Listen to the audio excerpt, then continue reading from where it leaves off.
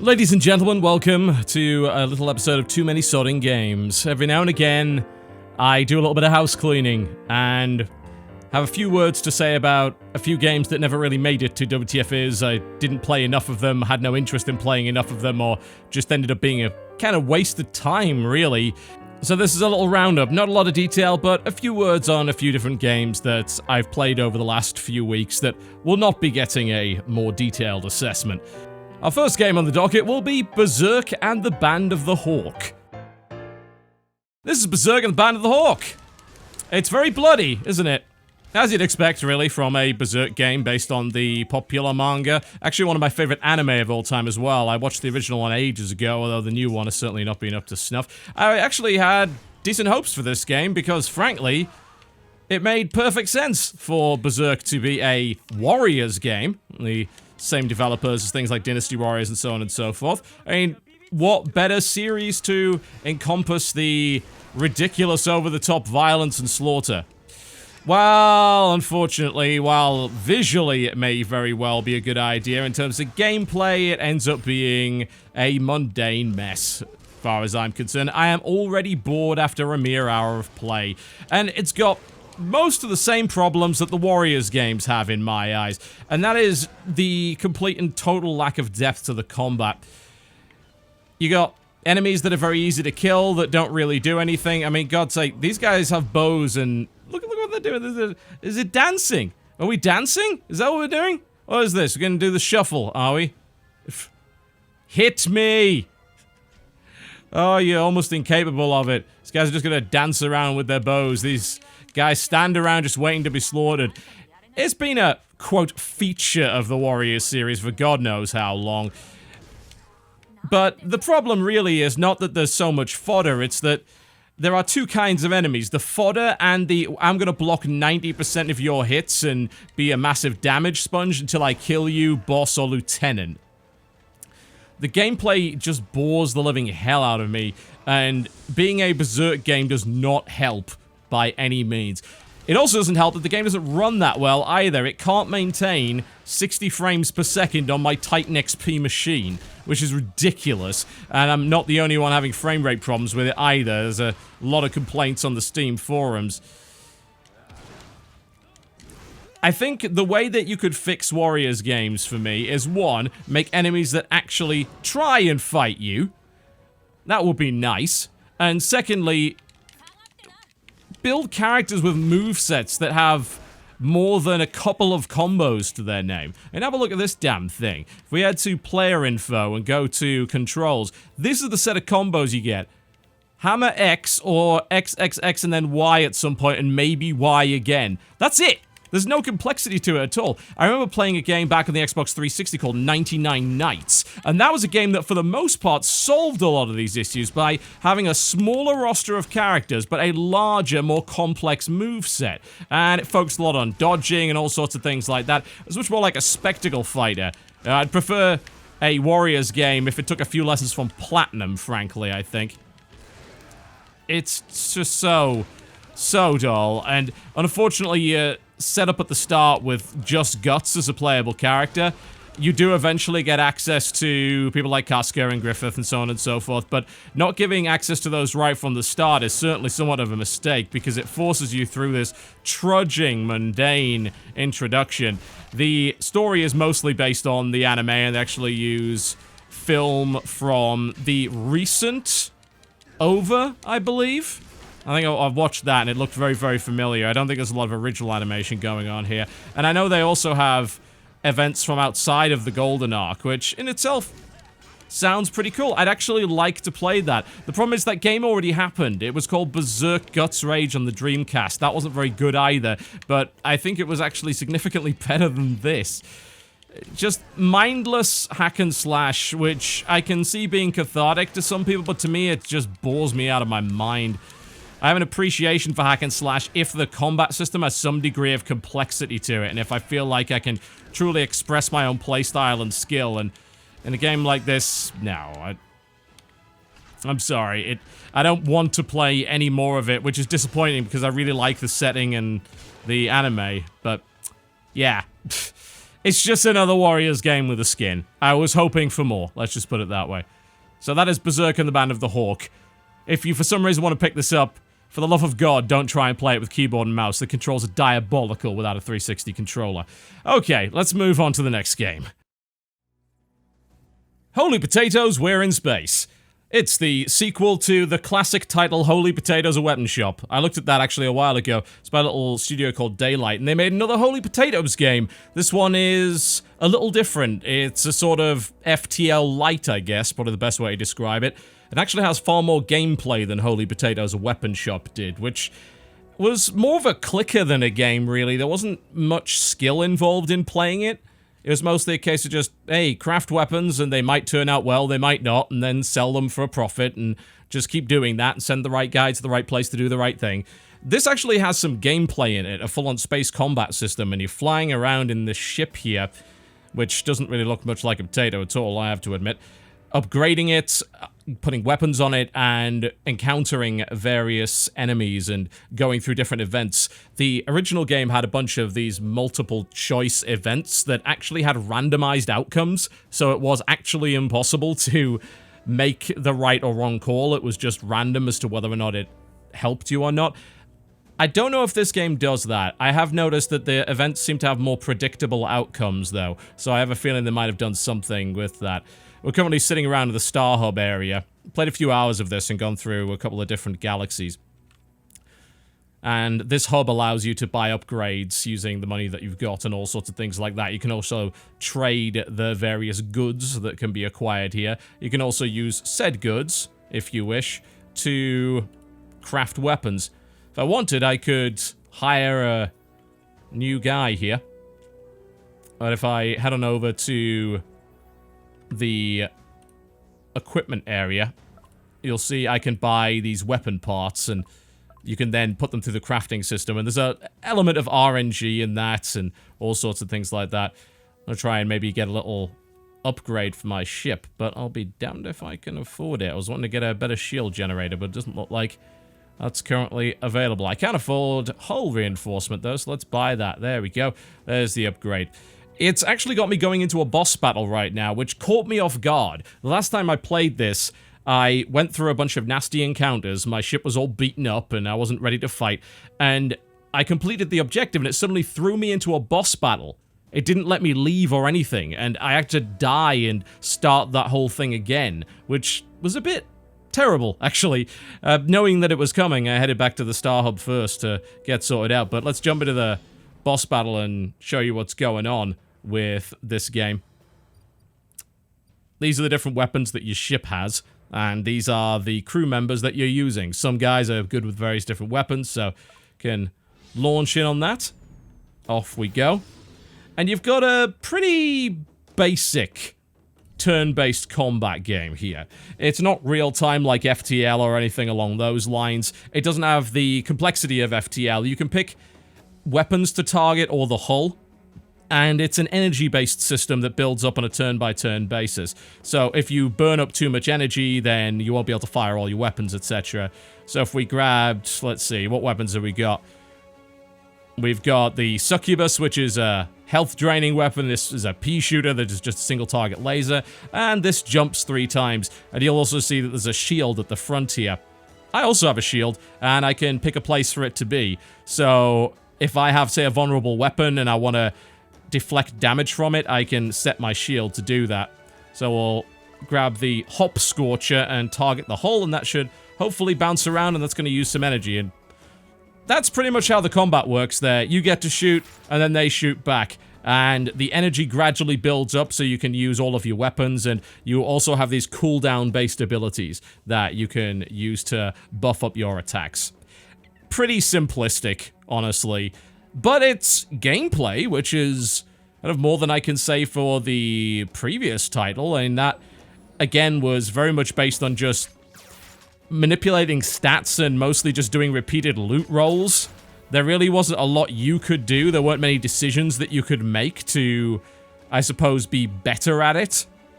So there wasn't really a skill ceiling of any sort, I think, in that game. Fire once again. So at least this has some gameplay.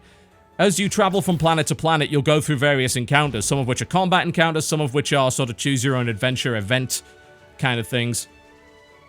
And the humor of the original game is definitely there, which was, without question, I think, the biggest strength of the original title. It's a game that's full of references, and there really is nothing that this game will not pastiche in some way. There are video game characters, anime characters, film characters, like vegetable versions of different things. It's pretty ridiculous, and I've got to admit, like, it's a game that gives me a smile. They've really fleshed out the crafting system in this version and attached it to a pretty simple but otherwise reasonably enjoyable galaxy exploration and event encounter game with a few little additional combat elements for good measure. So I think the best thing to do in that situation would be give them credit for that. They looked at the complaints of the previous game that it didn't have enough gameplay going for it, and they said, all right, we can do something about that. That is something that we can fix.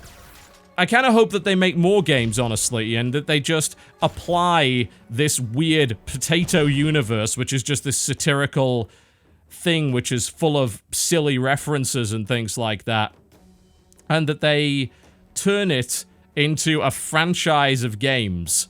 I'd love to see all sorts of games in this. Tactics games, RTS games, a first-person shooter. That'd be great. I think. That would actually be very, very enjoyable. I really do enjoy the art style, and the humor's just goofy. It's dumb and unapologetic, and that to me is a pretty cool thing. So, not exactly an engaging game, certainly a very simple game, but if it ever pops up on sale and you're the kind of person that can appreciate that level of dumb humor, then maybe it's worth your time. It's hard not to appreciate the work that's gone into it, even if it is a fairly simple game and the mechanics really don't have an awful lot going for them. It's just a game that makes me grin like an idiot, and in many ways that's enough, right? Pinball! There's a new one. Don't walk away. Just hear me out on this. Pinball's a lot of fun, and Zen Studios has been making some really cool tables as of late. They've got quite a few licenses, as you can see. There's a bunch of Marvel Pinball, Star Wars Pinball, but what came out recently which really caught my attention was Bethesda Pinball. There are 3 tables, Doom, Skyrim, and Fallout, and they're really cool. I enjoy playing virtual pinball every now and again on my iPad, and some of these tables are so good. Like, they're thematically great, and they're also really intriguing in their design. So I'd dive into one of these and show you what I'm talking about, because it's really impressive. There's a lot of detail on this thing. I think for the most part, let's be honest, you know, some of the physics elements of a board like this would be nigh on impossible. But if you've played one of the really cool complex pinball tables in real life, you'd be surprised at how ingenious they are. They're pieces of mechanical art, frankly. I'd love to own one. But some of these virtual pinball tables are really cool. You even have a skill level. We can use our flipper here to select it. Little dot matrix display. There we go. Alright, let's rock and roll. Skill shot. Avoid the Cyber Demon's laser beam. You have a chainsaw to launch it, for God's sake. How cool is that, right? There we go, and we get extra points for that.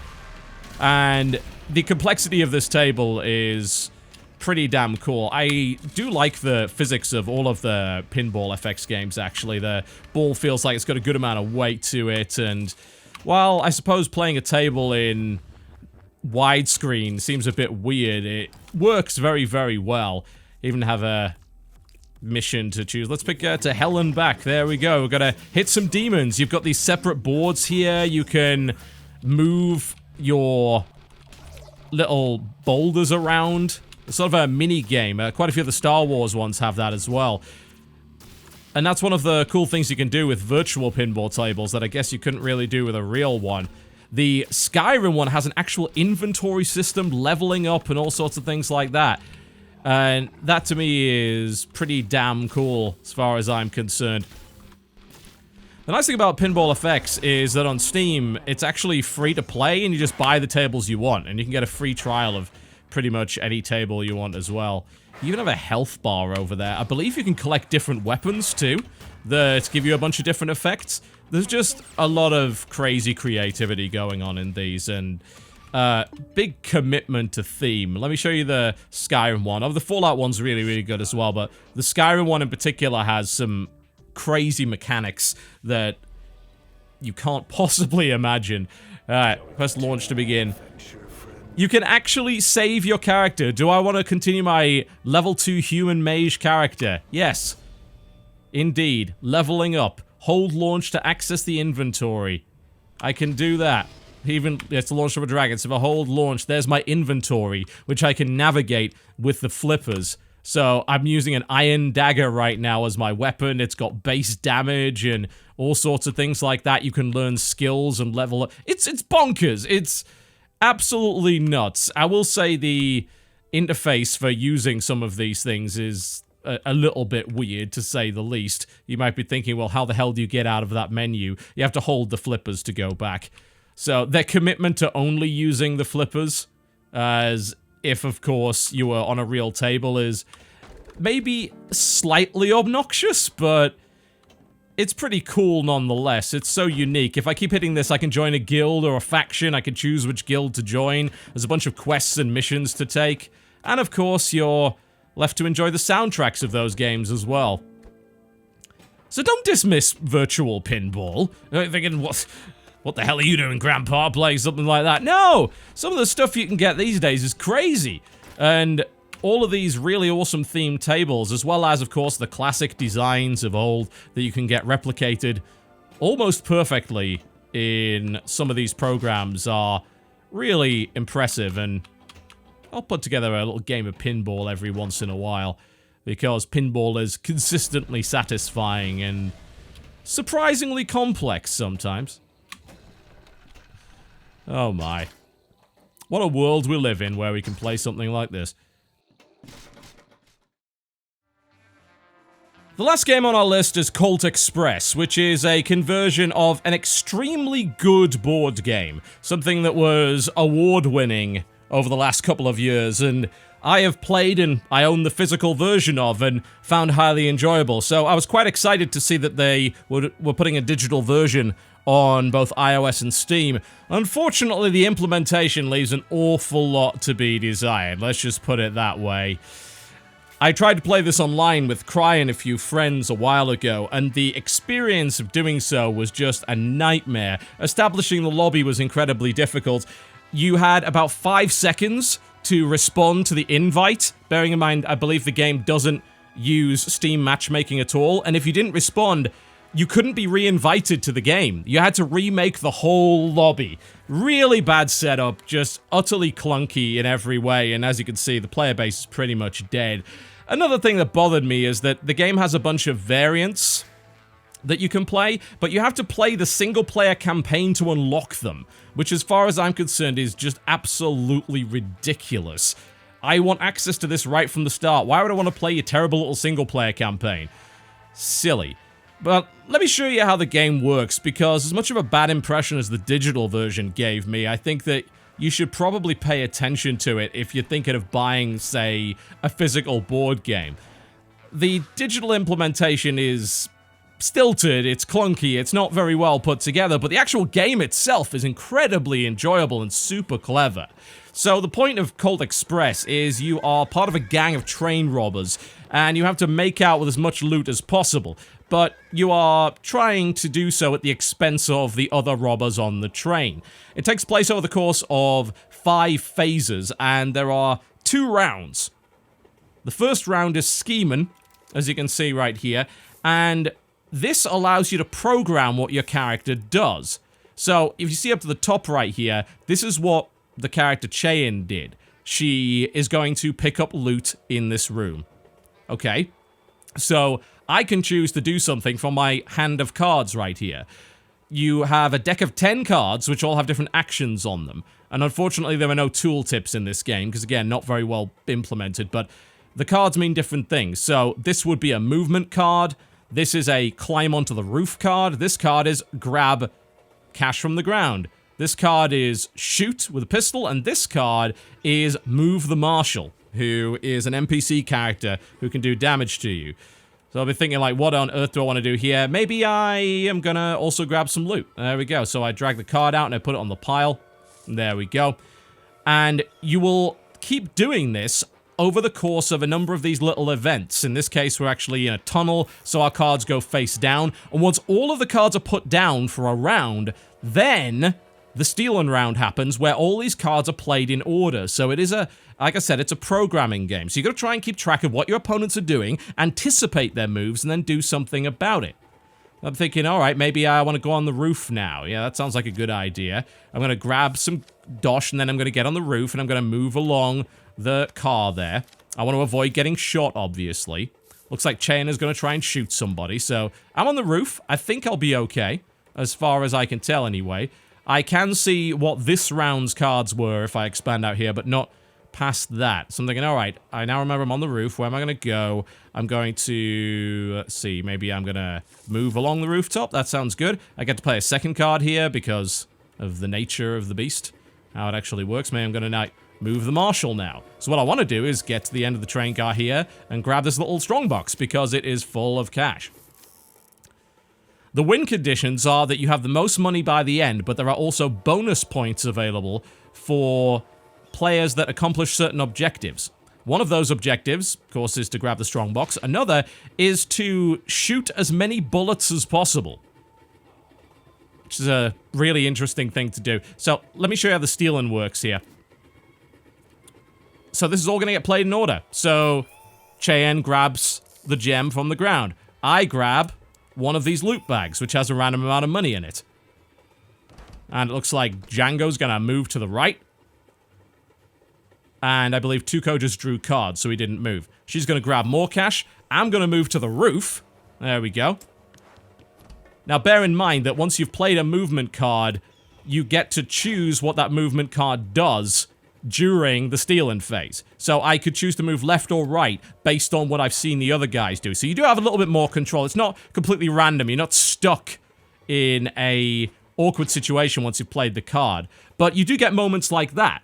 She programmed herself to go on the roof and then shoot somebody. The problem is that, well, she couldn't. You can only shoot someone in an adjacent space. That guy tried to punch somebody, assuming that there would be somebody to punch. Well, there wasn't. So that action essentially fizzles. I'm going to move all the way along here. There we go. Looks like I'm going to move the marshal. There we go.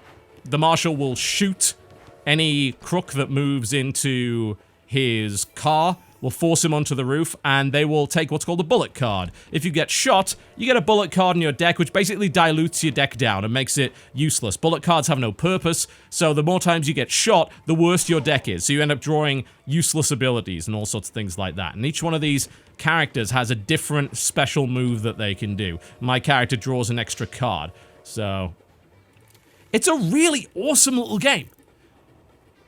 But honestly, the digital version is just not really that well implemented. The online mode, it doesn't really work all that well.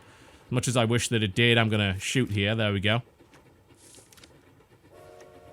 It could really do with some updates, and they barely updated the game since they released it, which is a real shame.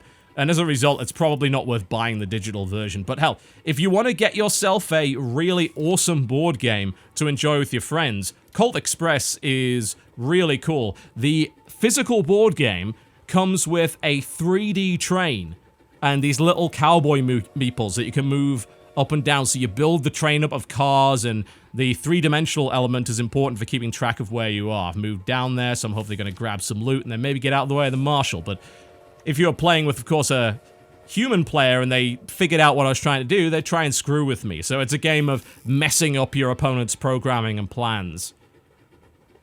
It's great. It's got a ton of replayability, but as I said, the physical version just isn't all that good. I really wish that it was. I really do, because it's a fine game. It's just a shame that people are going to ignore it because there are so many problems with the port and the way that online play is implemented. That's sad. That's really sad. I do love digital implementation of board games. It lets me play with people that aren't in the same house as me, so that's obviously advantageous. And a game as original like this, it just really deserves better. It's okay in single player, but like I said, the problems in multiplayer make it difficult to recommend for the cost. But what a great piece of design, though. So easy to appreciate the mechanics of it and the player interaction. Such a shame that it wasn't implemented that well. There you go, folks. There's 4 games that I've played over the last few weeks that I just didn't really have the time or the inclination to make a big video on. Thank you very much for watching. If you enjoyed this video, by all means do feel free to click the like button. If not, the dislike button is right over there. And I'll see you next time. Ladies and gentlemen, this Saturday, March the 18th, starting at 8 AM Eastern and the regional times on the screen right now, I'll be broadcasting the March edition of Shoutcraft Kings. You can find it over at twitch.tv/TotalBiscuit, that is twitch.tv/TotalBiscuit, and I'd encourage you to come and watch it live. We have some very exciting StarCraft King of the Hill action. If you happen to miss the event and you're catching this late, then all of the VODs are available on youtube.com/TotalBiscuit, so you can watch the entire tournament spoiler-free. Shoutcraft Kings is brought to you by Blizzard Entertainment and shoutcraft.ting.com, mobile that makes sense.